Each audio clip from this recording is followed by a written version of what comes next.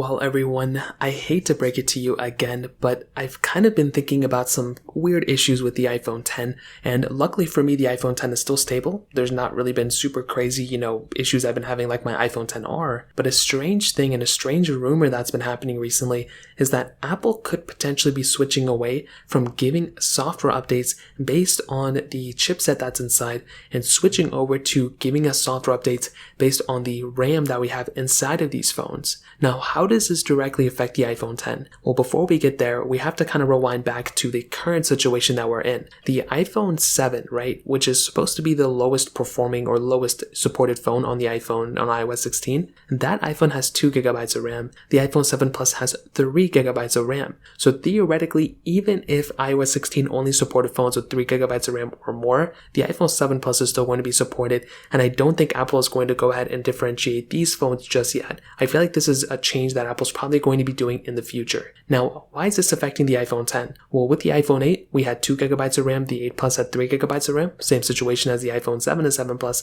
but the iPhone X also has 3 gigabytes of RAM. The very next phone that came out, which was the iPhone XS, that had 4 gigabytes of RAM.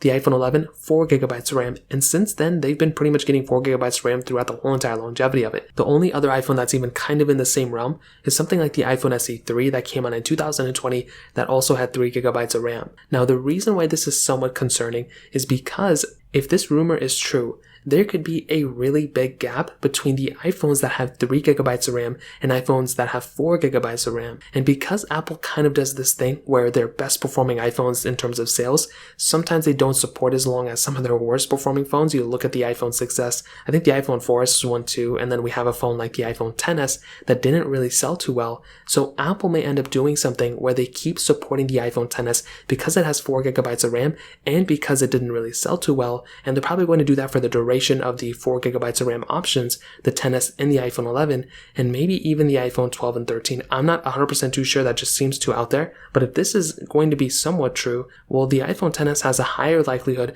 of outlasting a phone like the iPhone X in terms of years than the iPhone X itself, which doesn't really make too much sense because when the iPhone X came out, if you all remember, I was even kind of saying that it's probably going to last way longer than we think in terms of software because it didn't start off with iOS 11, exactly. It got like iOS 11.2 or like 11.1.4 or something. It released, I think, in October or something. So much like the iPhone XR, I think it's going to fall into that realm. But then we look at a XR and that also had 3 gigabytes of RAM. So this rumor is very, very all over the place, but there could be some truth into it. Apple's did the same thing with the iPad Air 2 and the iPad Mini 4, so I wouldn't be surprised, but I feel like the one iPhone that's going to be affected the most is probably going to be the iPhone X in my opinion. So that kind of covers it up. If you have any other thoughts or questions, let me know in the comment section below. Hit the like button, that would mean so much, but definitely hit that subscribe button. More importantly than everything else, I love every single one of you guys. Hopefully I'll catch you guys in the next video. Peace out till then.